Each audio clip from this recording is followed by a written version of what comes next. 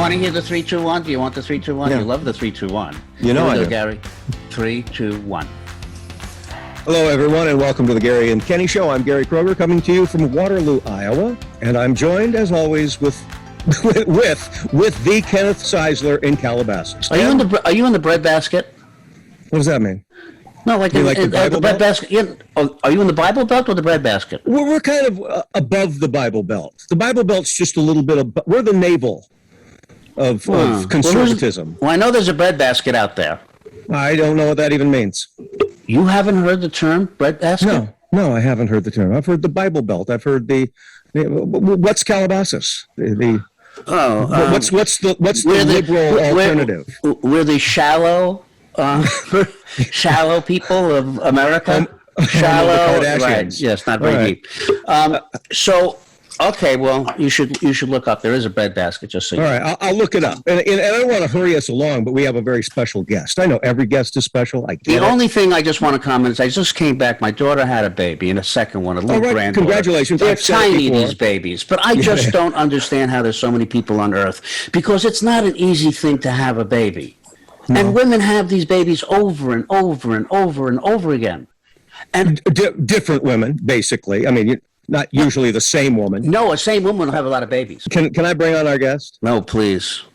Yeah, we can talk. We'll talk again afterwards. We'll explore your fascination with birth. It's not a fascination. It's a miracle. I want to bring this gentleman on because it's actually this month. I don't even know if he's aware of this himself, that we have known each other for 44 years. Wow. 44 years. Our guest is screenwriter, novelist, director, Allison Burnett.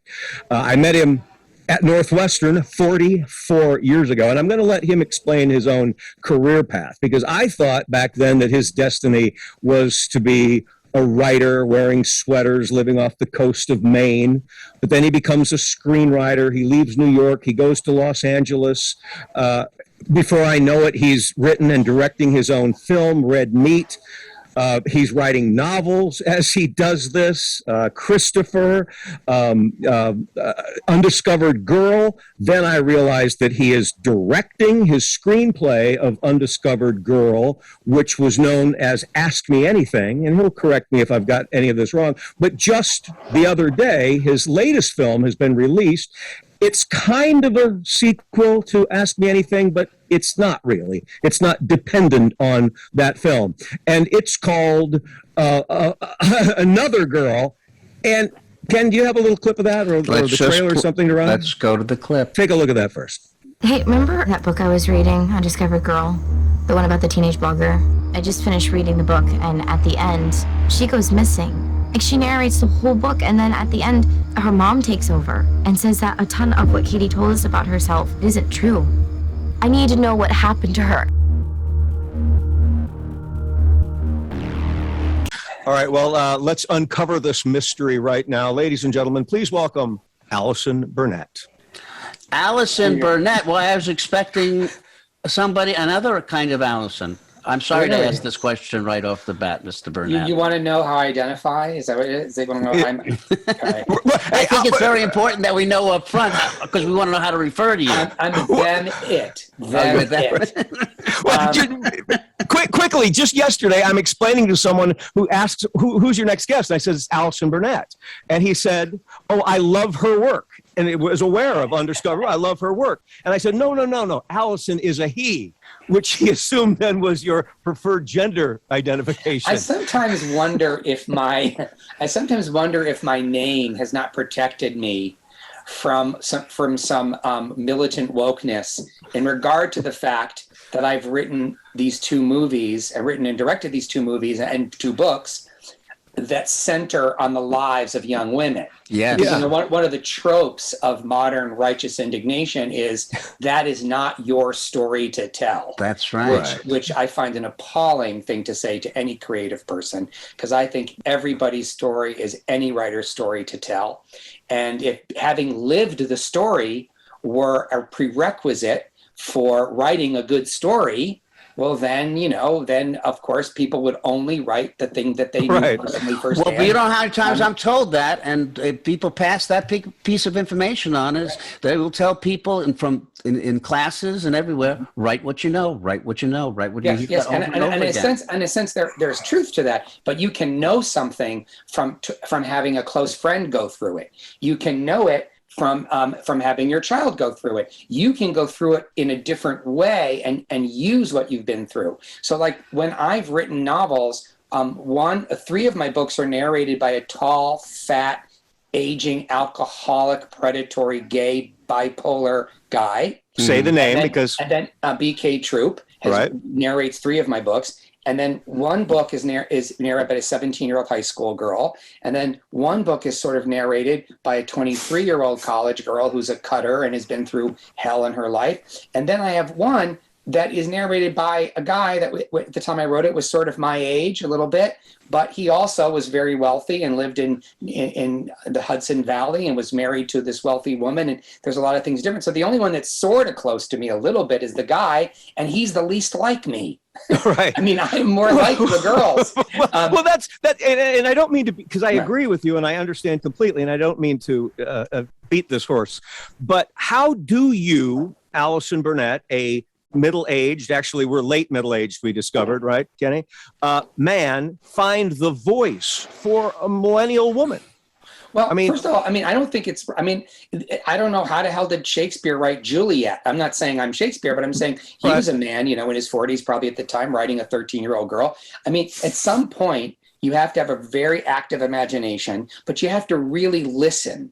And really listen. I tutored high school kids for 7 years. I had real relationships with these kids, boys and girls. I listened to them. We talked. We shared ideas. They told me about their lives. I was a repository for their hopes and dreams. All of that stuff is being recorded at some level, but you're not always aware of. And if you have a good ear, those rhythms are part of what you're hearing. So one day I sit down and I want to write. And I was going on YouTube in 2006, 5, 6, I guess it was, whatever. I was promoting one of my novels, and a young person I knew had an account on MySpace. And so he said, well, I can help promote you on my MySpace channel. And he was my friend's son. So I fell into this groove where I was listening to all these MySpace accounts. And in those days they had, I'm not listening, but they had all these blogs. They were basically like blogs. So I was reading all these blogs of him and his friends and female friends. And these female blogs were kind of filling my brain. And when we had a big writer's strike and the screenwriters were not supposed to do any screenwriting, I thought, what a great time to go back and write another novel. And I said, what do I want to write about? And I started thinking about all those female bloggers that would just pour their hearts out in these blogs. And it just sort of led me into an idea about the internet and the dangers of the internet. What does it mean to live your life out loud, to be performative and living for other people? And then of course I realized you could be anyone, because it's just typed words. You could be an old dude could do it, a murderer could do it, anyone could do it. And that I have a question. And they are doing it. That's what's amazing. Well, I have a question, and it relates to the film, To Another Girl, because you use, I'm going to call it a device, but the narration is the conversation online between Elle and Katie, right? Yes. And my question is, was that just sort of a writer's device, or were you making the comment that I perceived that we are living our lives in a social media context and it isn't actually real? Yeah, well, in the first book, which is Undiscovered Girl, which became Ask Me Anything with Britt Robertson, Martin Sheen, and Christian Slater, and Justin Long. Yes, when that movie got made, the premise of that was that this girl is living performatively out loud for the world to see. She's beautiful, she's blonde, she's Britt Robertson, she's Katie Campenfeld.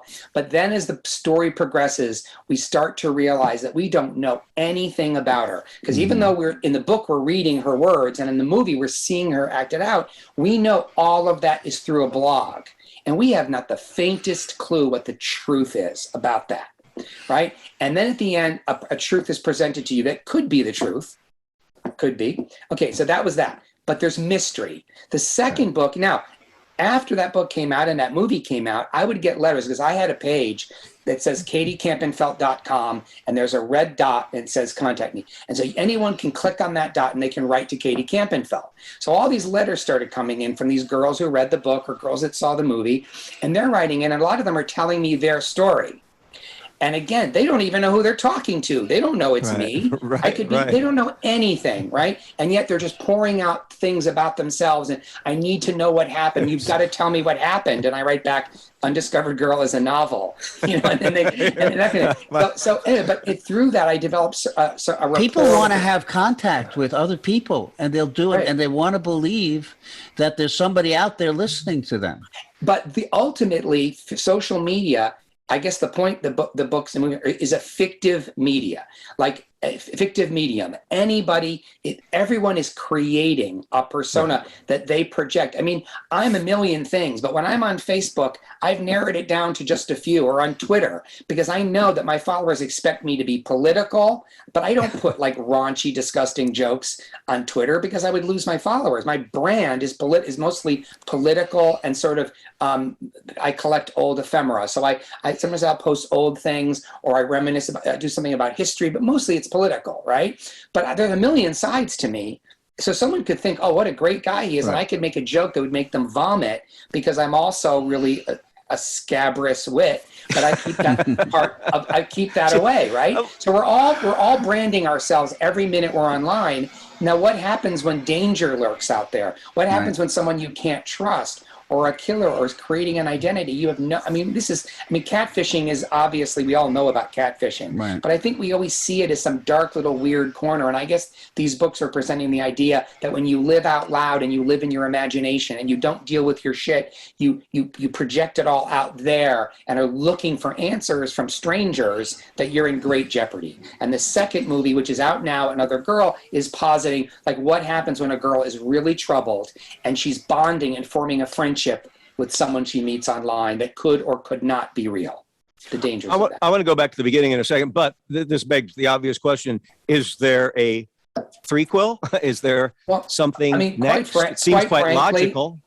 Quite frankly, if Another Girl does well, if Another Girl recoups for the investor, if anybody cares, I mean, it took 7 years to do the second one, and people weren't clamoring for it because it's very hard to monetize independent films. And these are true indie movies. We shot Another Girl, and I hope you would never be able to tell because it looks so nice, but it was shot in 15 days in the sweltering valley for $600,000. It's a tremendous amount of work. It's very difficult to do, and it's a true indie film.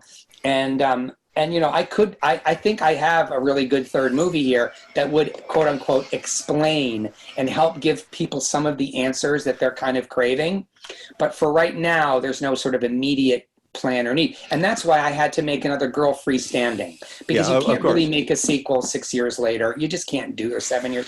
So are there going to be, I mean, nobody knows, and we're just speculating. I mean, given what COVID did to the independent movie theaters and art houses and those going away, are we going to see theatrical releases like this? No, I don't think so. I think it'll be very rare.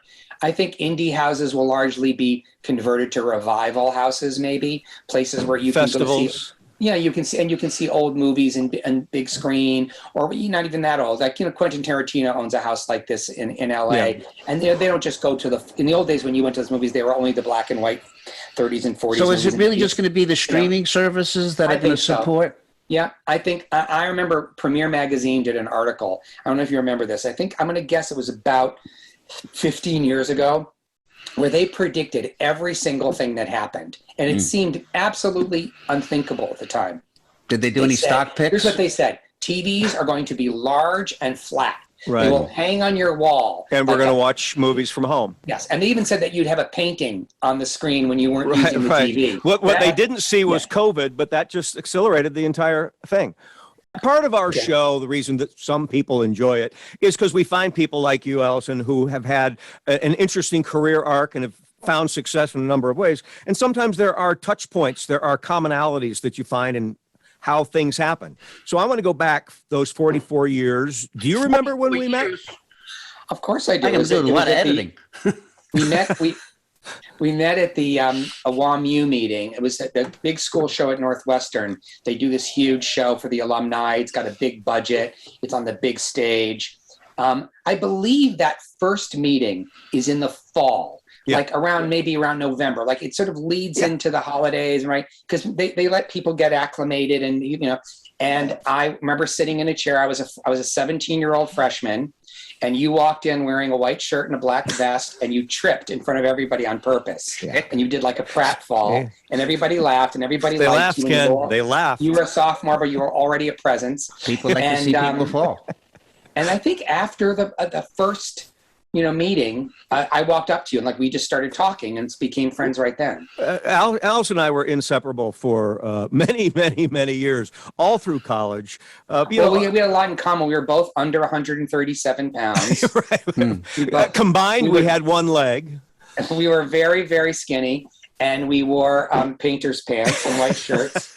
And we were best buds all through college and after. And during the SNL years. When did you say, I want to be a writer? Well, that's where I'm going now. He's always been a writer. But like I said, Allison, I always thought you were going to be a novelist living in New England. Right. I mean, know. Well, listen, I kind of wished I had. I mean, that would have been nice. But what happened was, in college, I won the playwriting contest. Right. I acted in all this stuff. At some point, my mother sat me down and said, so what are you going to do? Like, what are your plans? And I said, well, I want to write plays. I want to be in them. I want to direct them. I want to write movies. I want to be in them. I want to direct them. I want to write novels. And all right. I mean, I meant it. And she said, what are you going to do if you fail?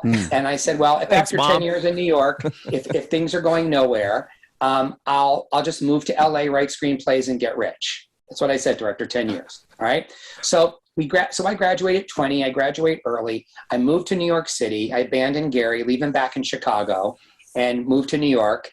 And Gary moves into my house, rents a room in my house. From his mother. I'm living in New York. I'm proofreading at a law firm. I'm tutoring high school kids in the SAT test. I tried to get into Yale Drama School. They take about 6 or 7 writers, and they wait list 2.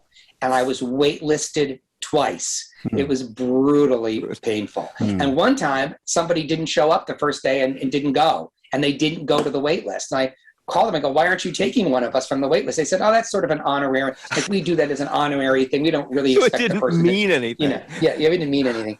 But anyway, so I'm writing plays. I'm getting them produced. One was done out in LA with Michelle Pfeiffer and Peter Horton. I made $100. I wasn't making any. I had made $100 as a writer for that entire decade.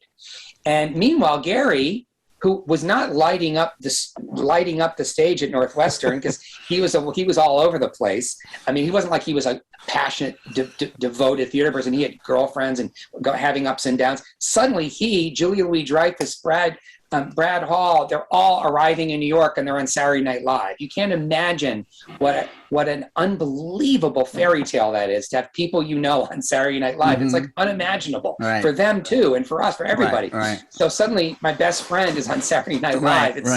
But it also really highlighted, like, it was the first person I knew that had a real career, and it highlighted that I didn't have one. And then year after year, like Richard Kind from Northwestern, and of course, these people are starting to like work, and I'm proofreading at a law firm. So then I get sick of playwriting, because playwriting has turned into basically TV writing in the 80s. There's not a lot of Eugene O'Neill and Tennessee Williams type plays to aspire to. It's not really literature anymore. So being pretentious, I start to write novels. So I write these 600-page novel and a 300-page novel, and they're not really commercial. I'm not really thinking about who's going to read this, who's going to buy this. I'm just in a vacuum teaching myself how to write. So I do that for a while. And then like my 20s are waning. I'm like 28, 29. I've given it a decade. And it's eating me up that I'm killing myself. I have to make a living and write. And I did both. I would write for 40 hours a week, and I would make a living, and it killed my social life. I was smoking my brains out. I was a wreck. And then at some point I say, you know what, I've had enough. Maybe I need to just write screenplays. Because I had a feeling after all of this hard work, after all of the craft I learned, novel writing and playwriting, that screenwriting had to be easier because you get to jump locations, you get to come into a scene late, leave early, you get to move around. It's so much freedom. So I write a couple of screenplays, and then one day my life changed forever when I joined the Cleveland Browns fan club of New York City. And as a lifelong Cleveland Browns fan, I go to this bar because they've invented this thing called satellite TV. Okay. And it allows you to get all the games from out of town in a bar, not at your home. So I go to this bar, and it's got fans from different places, but there's a big group of like 50 Browns fans. And I befriend the president of the Browns fan club and his beautiful girlfriend, Sylvia. And every week we watch the Browns and we talk about things. This isn't Charlie. Is this Charlie? No, and this leads to Charlie. And this guy was an ex-William Morris agent. He was now a sort of jack of all trades, producer, musician, writer, all the time. And he says, well, I have a friend, we should write a screenplay together. And I'm thinking, wow, if I write a screenplay with him, I get to hang out with his beautiful girlfriend, Sylvia. This will be fun. So even though I got to take, and I said to myself, you know what? It's going to be a schlep on the bus every day. It's going to be a lot of work. But at the end of this, I will have another screenplay. I had maybe 2 at this point, and it'll be a calling card that could lead to something. And I make that decision. I'm going to leap into this void. So I go to his house, and he's got ADD. He's doing 1,000 things at once. And I'm doing, this guy does not have like that sort of writerly focus because he's producing and doing music. And I go, what do you want to write? And he goes, well, we could write my friend Charlie's life story. Charlie used to be, was a bank robber, and he spent time in jail. So he picks up the phone, and thank God Charlie answered, hung over and exhausted because he'd been bouncing at a club the night before. And he comes over like half asleep, and this dynamo starts telling me about his bank robbery career. And I knew right then, like, this is a screenplay. This is I had a feeling like if I want a career, this is what I have to follow. So we write a screenplay about his bank robbery career. And when we were finished, Mark bowed out because Mark had really was moving on to other things. And then just Charlie and I alone wrote one about his prison, life in prison. We wrote a very high-minded movie about race relations and violence in prison. One day I get a call. Charlie has moved to Los Angeles, has taken the screenplays with him, is sleeping on Jason Bateman's couch. Wow. Was then 21 years old because they met at a club. Wow. Because Charlie was a big club guy. Yeah. And he's going out every single night meeting all these people. He called me, yo, I met Bruce Willis. Yo, I met Sly Stallone. He's meeting people. He's talking about the screenplay. One day he goes, hey, I got us a manager. Suddenly I had my first representative I ever had in my life. This woman named Nancy Geckman had agreed to represent us. And then one day he calls and goes, guess what, man? We sold one of our screenplays. And I'm in shock. And he says, we sold it to Roger Corman. Wow. That's right. Yes. And for those of you who don't know, he's the king of B movies, right? And I was so naive that my first thought was, because he had bought the high-minded prison drama, and I was so naive, my first thought was, wow, good for Roger Corman. He finally wants to make a good movie. Right. Never occurring to me that many of his bad movies had started off as good movies. Yeah. So I literally, and this is to me, this is like the key moment for your viewers who wonder, like, how do you make it? And what does the path look like? Here I was. I'd been in New York for 10 years. I had a vast web of great friendships. I had an apartment crammed with stuff. In 1 week after getting that call, I was afraid of flying. 1 week later, I was on a train and moved to Los Angeles forever. And in that 1 week, I sold my shit that I could get rid of, gave a bunch to someone who I knew had a moving truck that was moving out, shipped tons of it to Gary's house, to his garage, and I borrowed some money from my grandfather, got everything together, shut down my life, and I was on a train to meet my destiny. And as that train chugged across the country, I thought to myself, I've read a lot of Zen books and enlightenment books, and they always say that at a moment when you're going to grow, it's like jumping off a cliff to certain death. And as you're falling to your certain death, wings sprout and you fly. And you can't know in advance you're going to sprout those wings. It always feels like you're dying, but that's how real change happens. I want to point out to our viewers that is a metaphorical story. Yes. I don't want Do to be not try this responsible. at home. Right. Well, Ken, go ahead. Get in there. I'm just trying to think of a criminal I could befriend to write this story. Well, I was going to say, like, I'd love to say that I got to LA, and then after all that hard work and all that pain, it just happened. But then when I got to LA, that's when I had to put the pedal to the metal at a whole different level, because you make $6,000 each from a Roger Corman movie, right? It was blood, and he changed the title to Blood Fist 3: Forced to Fight. Wait, what was it called? High-minded. It was originally called Inside. Right? Because we have values inside us that prison tests, right? And it was a Morgan Freeman movie, and the next thing you know, it's a drive-in movie award winner. Richard Roundtree won the best drive-in movie award for our movie. It was actually one of the best things Roger Corman ever did. But was there ever a Blood Fist 1 and 2? Oh, there was. There was a 4, 5, and 6.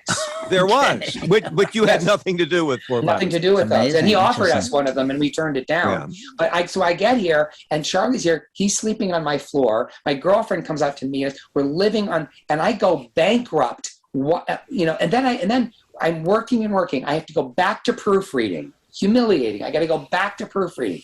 I'm working. We're writing script after script, like pushing. It took us 1 year of really intense work to finally write something that got us a job at Disney. And getting a job at Disney got me into the Writers Guild. It got us some money, but I went bankrupt while employed to write a screenplay at Disney. I was employed, but I was splitting the money with Gary and the rest with the government. With Charlie, the rest with the government. And that's how brutal it was. It's amazing. I charge the people that, and there's also the anecdotes on the other side, which is, I never thought about writing, but I wrote this in 2 weeks. And the next thing I got, so you hear those things. But, I live in LA. You're out here as well, Allison? Yeah. I'm in Westwood. I mean, they live there like it's like a lottery. The thing that they're working on at the Starbucks, or wherever they're writing, I don't know why people like to write in those places, but they do.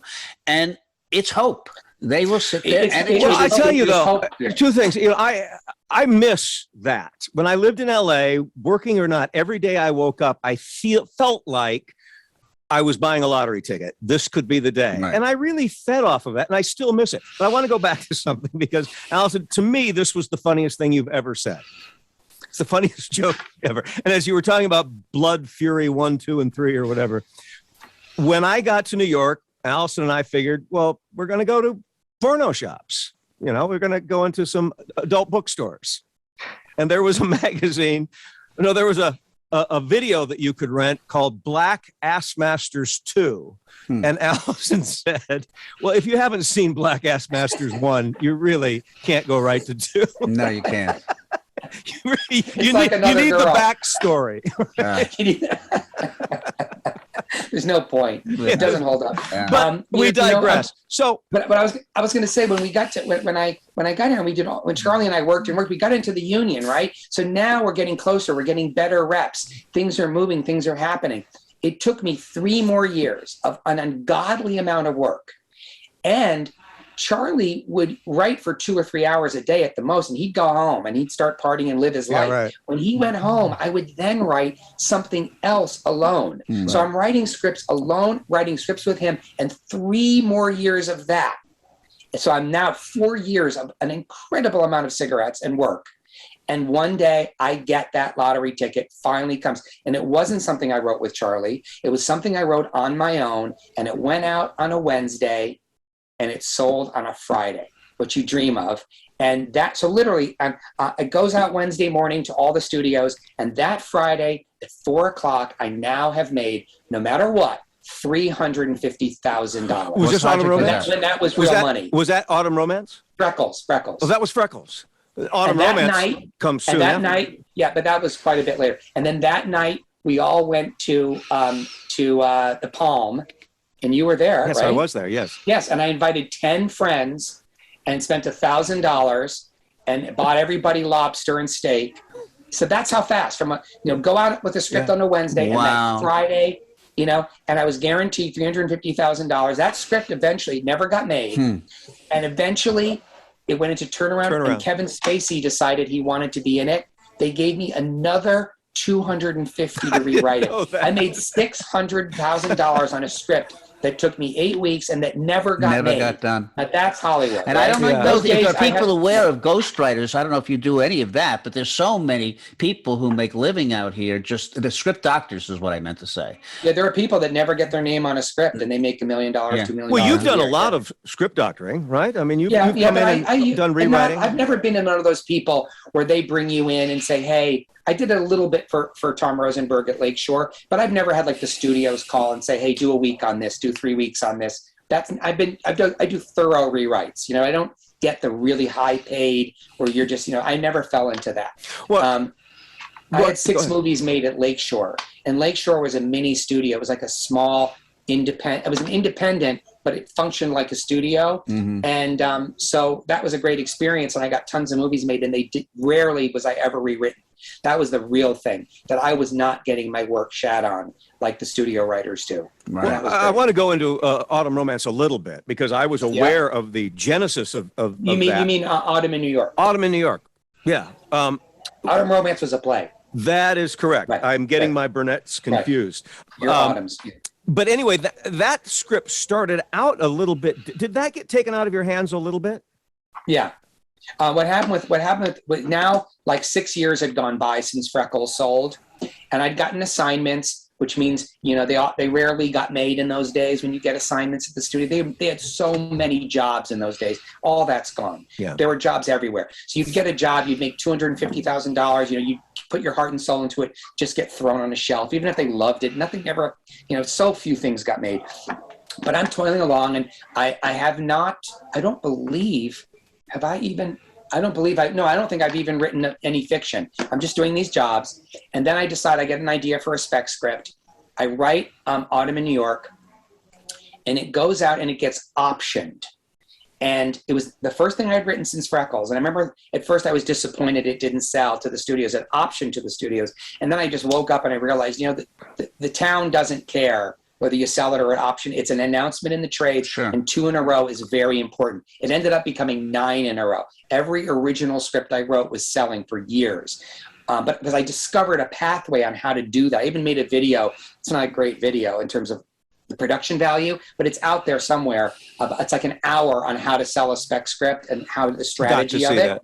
It's out there. But anyway, so it sold, and the brilliant woman that ran United Artists, her name was Lindsay Duran. She said, you're not going to be replaced. We're going to make this movie quickly. I did a really cool rewrite. It made it better because she was brilliant. It made it better. It went to Richard Gere. He says yes. And then as we're getting closer, Kate Winslet wants to do it. She hadn't even done Titanic hadn't come out yet. And she wants to do it, but she wasn't famous enough. So we turned down Kate Winslet. And as it's working its way toward production, they open a production office. It's ready to go. And Richard Gere gets cold feet. And his manager's telling him, you're going to win an Oscar for this. Don't be foolish. And he gets lily-livered. So it sort of shuts down. The office is shut down. It takes another, maybe a year or two. And by then, literally, I get to the finish line. The script is 95% mine. I'm very proud of it. Winona Ryder signs on. We have the director. I go to New York. We're ready to shoot. We do a table read. Winona does great. And Richard Gere decides that I am Winona's writer, and he needs his own writer. I didn't know that. So they bring in another writer. A rewrite, a very, very bad rewrite is done in 5 days. Gere comes in on Friday night, says to the group, I get sent home. I'm done. Gere comes in and says, this is shit, and throws it down on the table. And everyone agreed. And then they sat there and they spent hours finding the scenes, the little chunks of dialogue that Richard likes that will give him the upper hand against where Winona won't steal the movie from him. And so this is not how you write a good screenplay, right? And, thank God, the producers later apologized to me, and they felt terrible. They felt like they let the script get hijacked. And I went public with my complaints stupidly. I didn't realize it was going to, like in those, it got leaked, and it was the cover, the full page 6 of the New York Post. And it got made.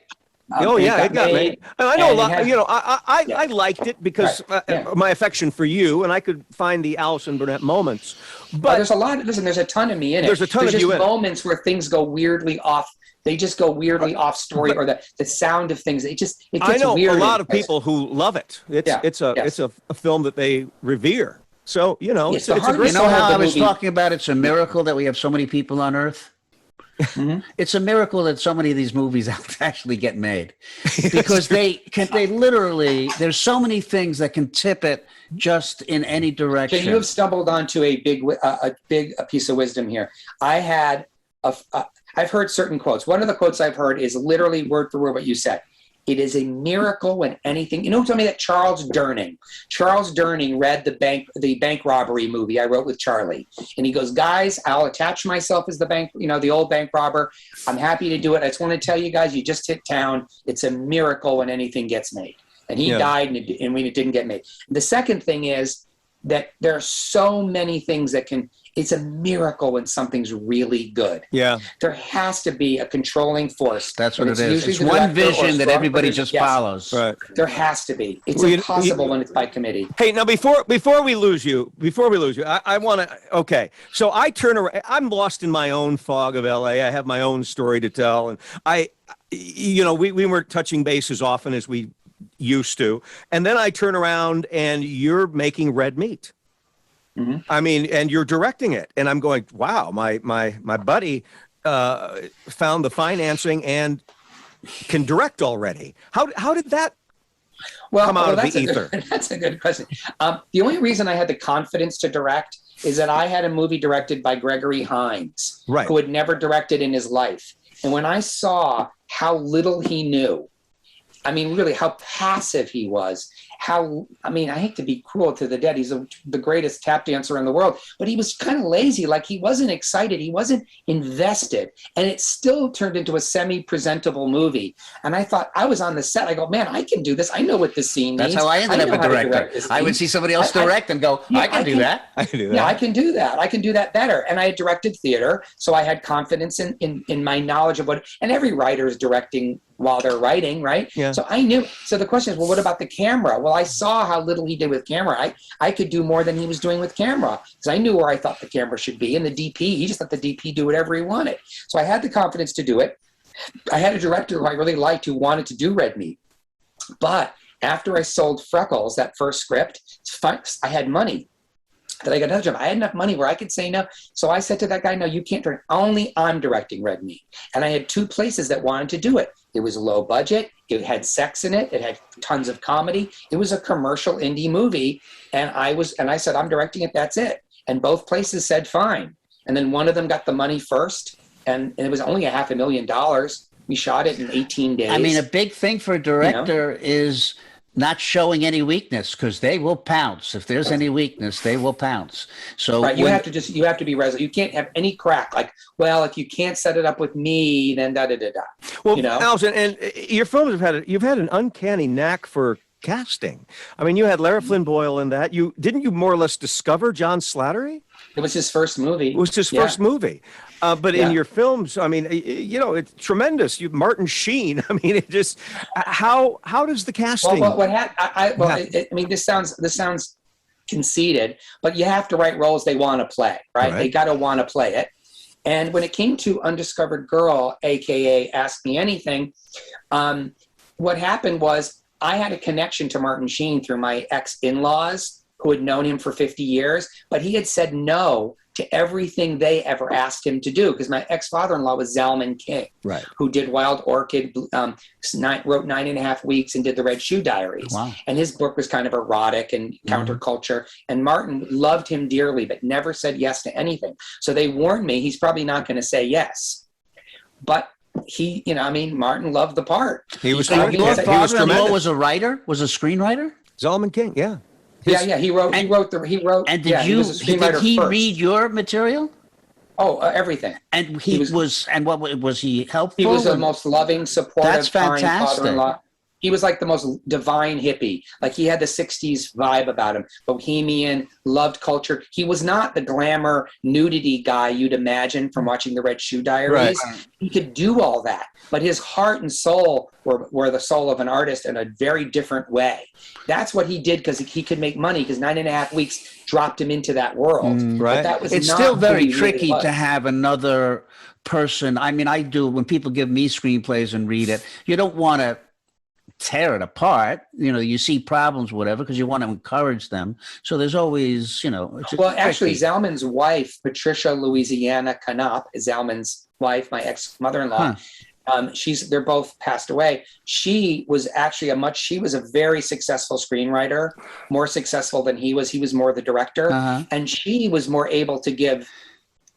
I don't think Zalman ever gave me a note that was difficult to do. Right. She gave me more thornier things to deal with. She was pretty, and I gave her notes. I mean, we were very collegial in the family, and my ex-wife was a screenwriter. So there was a lot of that going on in the family, but it was always very supportive and respectful. That's great. You also have an unfair advantage, and that's the fact that you're a very, very good writer. You know, I mean, you're not handing them schlock and crossing your fingers. Right. But yeah, it makes a huge, they're not going to, Christian Slater and Justin Long weren't saying yes because they saw a gold mine. You know, they did it because this is a fun role I can do in a few days, and this is good writing. But all I'm saying, like, I guess what I would say to young people out there is that, like, it wasn't an accident. I mean, there's so much talent out there, so many people that are hilarious, but they just don't do the work. Right. It's just work. I gave up. I sacrificed so much happiness, sex, joy, partying, all the things people do in their 20s. I was toiling away alone in a dark room. Right. You know, and I gave up my nervous system. My nervous system is totally shot. Well, I hate to say this, but you know, social media has given an opportunity for people who aren't doing a lot of work to get fame and fortune. It's not going to prevail. It's not going to last. Right. It's not going to make and not to go too deep into this, but they are also getting opportunities to do things and learn and make mistakes, you know, in real time. I mean, there are so many platforms to learn to be funny or to write funny that most of it's schlock, but some people make a digital movie. Right. You can make a digital home movie for nothing. There's a lot of advantages to all what the technology has allowed us. Just on another point. But by the way, they're not paying. You can make more money being on TikTok, right? Just being a hot girl or just being a quirky, funny guy than being a filmmaker. Right. There's no money. They're exploiting these young filmmakers. Well, are you going on strike? Well, that's IATSE. Oh, that's okay. IATSE. Yeah. That's not Writers Guild, but our guild is supporting this. Yeah. Well, I was going to say, as far as the technology is concerned, that there's another trade-off. I was down in San Diego this week. They went to this beautiful park, and I noticed, I mean, I'm not somebody who's on my phone all the time. I like to people watch. And I watched couples walking hand in hand together, each one looking down at their phone. I saw people in circles, all looking down at their phones. I was looking around for anybody who was looking up. And I would say that a large part of writing is observation, seeing things happen. And I was like thinking to myself, what are they going to be writing about? Watching their phone? How about forget, I mean, I agree with you 100%, but forget observation. What about actually having experiences? I mean, kids aren't even losing their virginity anymore. Right. I mean, I'm serious. Relationships in high the school flesh. Kids are not dating. They're sitting around and they're like, it's so creepy to me. Like, the only reason I got out of bed from the age of 12 to 40 was thinking about girls. I mean, I'm serious. Like, it was the motivating factor. No, you're absolutely right. I was surprised, actually, given that people are having way less sex nowadays. Way less. Yeah. We need to bring my son back on. He was our last guest. Yeah. But he did clarify the perspective. He's pre-millennial, I guess, Gen Z, whatever. But I was encouraged by what he said. Right, but you understand as far as creative inspiration. I get it completely. Yeah. You know, I bring everything back to the Beatles, ultimately. And Allison was saying it's about the work. Well, the Beatles arrived in '64, and they were a complete phenomenon. The music, the dress, the talk, their witty banter, and all of that. But they toiled in real time for 7 years in Hamburg. That was the work. They were there 7 years. 6 years. You know what I always thought? I literally thought it was like a year and a half where they played 6 nights a week. I had no idea. Well, between the Cavern Club and all the little places, then Hamburg was that period of it. But they played 8-hour gigs every day. But the point is, it was doing the work in real time, making your mistakes in real time. And the next time you did it, 5 minutes later, you fixed it. So and the really important lessons, the important lessons you learn is the craft of screenwriting. It is a craft. It is hard. You learn those lessons not in workshops. You learn it because you teach yourself. You figure out those tricks. Yeah, and you're sometimes you're guided by a book or something. Or I never took a class. I never read one screenwriting book. All I had was movies and my hard work. But I'm not saying everyone has to do it that way. But ultimately, you have to internalize that lesson by teaching it to yourself and doing it in screenplay after screenplay. Right. You know who else said that? Tim Kazurinsky said that very same thing about writing screenplays. So he was on the show a month ago. I want to hit on two things because we never got a real answer why Allison is named Allison. I want him to address that. But before we do that, I'm curious, what's your goal now? What's your ambition now? A painless death? No. I quite frankly, I think way more about my kids not being insane than I do about work these days. I have 2 teenagers, and I just worry about them all the time for good reason. What are your worries? What is your main? Well, they both have OCD and they both have ADD. They're typical kids. Pandemic, devices, growing up like guinea pigs in this age of cell phones. Like they have real neurological challenges. Their parents are divorced. Like there's a lot so I worry about them. I still write every day. I enjoy it. I don't have a lot of immediate goals I'm still buying lottery tickets. I still have stuff out there. Any day, any time I could get a call that could change my life. What about again. Directing? And I'd love to, but I don't have any, put it this way. I would love to. I have hopes of doing it, but I don't expect to. Okay. I know the ageism is the last great fervent American discrimination. We've talked about that. And it is very alive. And the young, nobody gives a shit. And listen, when I was in my 30s, I'd hear that some guy in his 50s got a writing job. And I'd be like, oh, they got that old dinosaur because he's cheap, we all did that. And the number of people that make the leap, even into their 40s, I made the leap in 2008 when they had that big strike. I was 50 years old. I made that leap and just did nothing but write spec and had some of the greatest part of my career after the crash. That was a blessing. A lot of people I know, my peers went and are teaching in Valley Village College. Like I'm very happy that I made that leap. But now, if nothing else, I could just write novels. And whether I publish them or self-publish them, I can always do that. Right. You're not working on one right now? There's not a novel. No. I wrote that TV pilot that I sent you. Oh, right. Half hour, which is funny. And then I did it with a young writer. That was kind of invigorating. And right now, I've been working on a comedy with a young writer, a feature, but I don't think it's going to work. I don't think it's. Okay, so now we've teased it throughout the show. The one thing that everybody wants to know. Allison Burnett. I was born with a small, half-developed vagina. No, just kidding. My father's name was Allison. He was a professor at Northwestern. He was a scientist, Allison L. Burnett.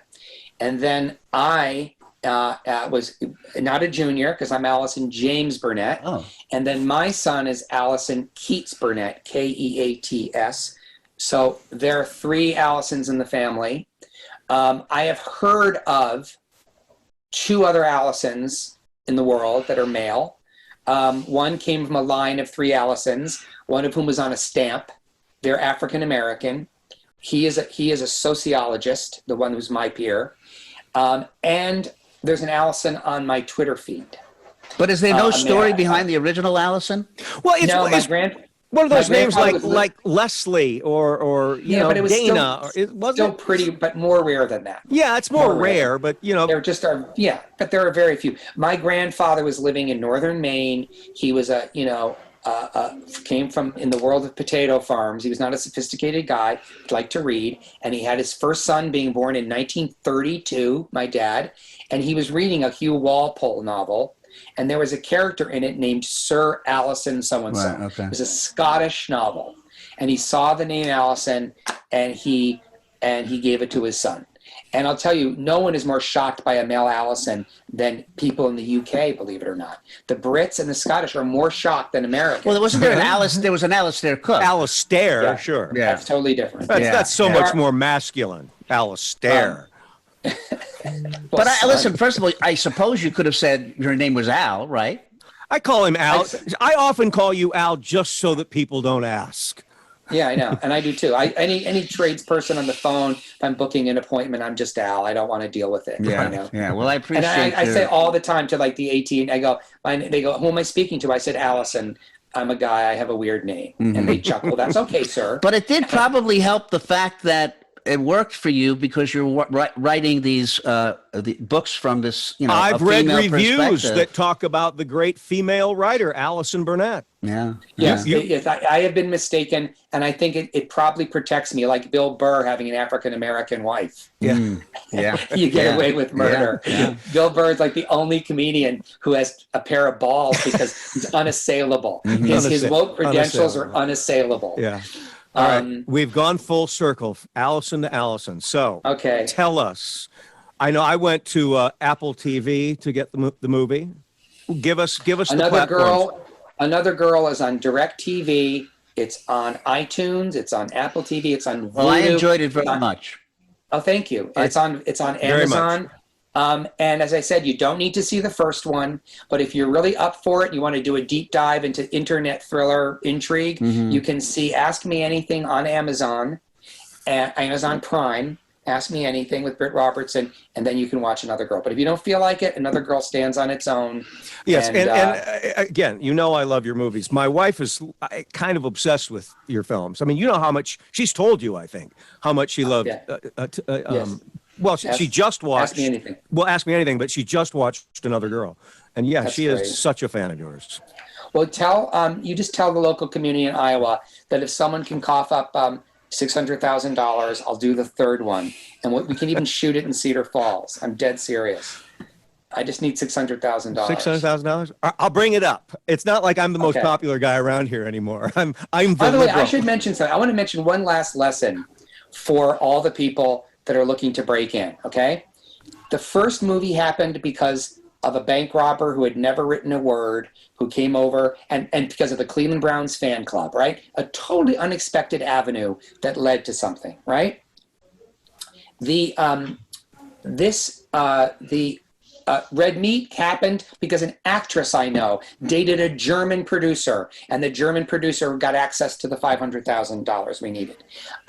Undiscovered Girl, I'm trying to think of, I know there's a story, but we don't have time. But anyway, this one, Another Girl, a guy from Oklahoma wrote to me on Facebook, an eccentric fellow, and he said, "Hi, I really like to Ask Me Anything. What are you doing next?" And I go, "Well, I have this script called Another Girl. I don't know if anyone cares. I'd love to make it." He goes, "Can I read it?" Sure. He reads it. "I really like this. Hey, I know a producer in LA I met through Facebook. Could I send it to him?" I go, "Sure, go be my guest." The producer, he goes, "Hey, the producer likes it. He wants to have lunch with you." I meet with the producer. We meet and go, "Yeah, let's make this movie." I get a call 2 weeks later from a guy, a doctor who once treated me in the emergency room for an appendix, and he had produced some documentaries. He calls me and goes, "Hey, I'm wondering, what are you up to these days?" I go, "Well, I'm working with this producer." He goes, "Oh, I've heard of him." I go, "Yeah, we're going to make this indie movie." He goes, "Well, I want to get on documentaries. I'd like to work in a movie, in a legit movie as a producer." I said, "Well, why don't you read it?" He reads it. They can't work together. The producer quits. The doctor goes and gets the $500,000 through his wife, through a Chinese investor living in Houston. So none of this makes sense. And it all began. So you think it's possible if I work with this Nigerian prince who contacted me? They contacted you, and you just got to call him, give him your address and your routing number for your bank. That's important. Yes. Okay, I'll go ahead with it, Allison. But I'm telling you, the stuff, I'm telling you, I hate to be, but like so many people would have judged away that first guy from Oklahoma. They don't know him from Adam. He's living in the middle of nowhere. He has no real credentials. He's just a nice guy who writes a good cover letter, good, address. And I just went with it. And I think part of the reason I went with it, I remember real quick, Gary, I ran into a girl from Northwestern. From my high school. I didn't really know her very well. And I'd run into her every 2 years in New York, in LA. And we just chat. And we talked, and I literally had the thought, like, God, I'm a nice guy. I don't really remember her from high school. She's a nice person, but I could be a judgmental dick, but I talked to her, right? And we have these great chats. And one day she says, oh, my husband's in the business. And well, who cares? We're just chatting away. Every 2 years I run into her. I find out that when that wonderful woman who bought Freckles with Richard Gere, the whole thing, she was fired. When the new head of the studio took over, he sat by his swimming pool and he read all the movies they were planning to do. And one by one, he rejected them because the new head of a studio does not want to do the movies the previous administration wanted. So he's rejecting them. One script survived because his wife picked it up and said, I went to high school with that guy. To ETHS. She reads the script and cries and says, you need to do this movie. And I don't even realize it till a year later. And when I run into that girl again and we're talking and she goes, yeah, well, my husband, Chris. And I go, oh my God, your husband isn't Chris McGurk at MGM. And she goes, yeah. I go, you're the one who read it by the swimming pool. She goes, yeah. That's how it works. It's so weird. Like, I know. Who you know and what happens is a function of who you are. Right. And if I were a snobby asshole and I were an asshole to people, none of this shit would have happened. Because I would have been doing it the legitimate way, which never led to anything but some cash, but it never led to like these great opportunities. Well, the other thing that I recommend to people is, and without getting in trouble, is befriend their young children, because every executive comes home and shows a piece of tape to their 9-year-old and goes, what do you think? Oh, you like it? Okay. Because I wrote a lot of shows that have been picked up because my 7-year-old thought it was really funny. All right, so be nice. My son goes to school, Jack Black's son. Oh, really? We've been making that joke. Yeah. And you did touch on there is a value to social media. I mean, I create a persona, a brand of me on Facebook. I use it in politics and in humor and things like that. But there is a value, as you were saying. These were Facebook connections. I mean, we can use social media correctly. Yes. It can be part of that soup, that I totally, chaos. I think it's Well, I would still advise our viewers or listeners at home to be cautious. Don't jump. You won't sprout wings. Yeah. Right. No, you have to. Hey, I think we actually used up our entire hour. I think you have we did. A clock there, Well, Kenny? I hope I'm the first guest to do it. No, Allison, you were great fun. And I really did enjoy the movie, and I thought it was terrific, and Well, do me a favor, an end that pays off. By the way, Yeah. Ken and Gary, could you please go to IMDb, Rotten Tomatoes, and Amazon? Yes. And leave reviews with stars, because it's the only thing young people give a shit I was about. going to ask, what are the metrics? What are the barometers? And I know that's one, and you're getting great reviews. I went there, 83% positive. I'll trade you ratings for our ratings. You would have to go on our podcast and YouTube channel. Stop throwing I'm just saying, under the bus. I'm not saying You guys are stars. He just wants You're meteors lighting the earth. You never know. This could be the one that just goes viral. I'll give him 5 stars. I'm just asking for 5 stars back. Is that You so send me wrong? the link, and I blast it out to my 10,000 followers. We are the podcast Uber driver, aren't we? We want a nice rating. Well, I'm just going to tie this up all cozy. Yeah. Are you good with that, Ken? Thank you. Yes. Thank you. Good night. Well, I want to thank our guest, my dear friend, Allison Burnett, 44 years and counting.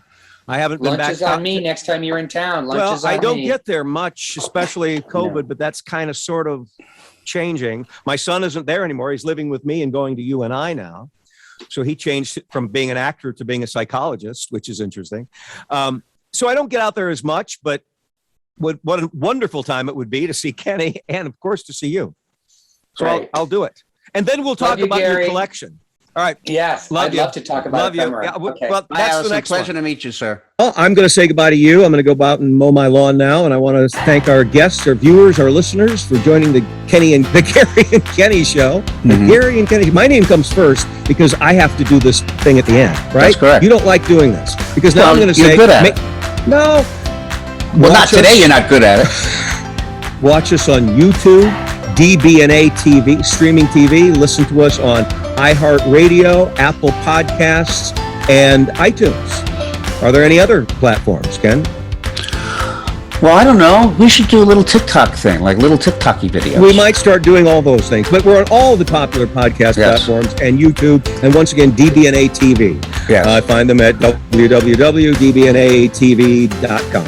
And thank you, everybody, Thank you, everybody, and we'll see you later. listening. Bye.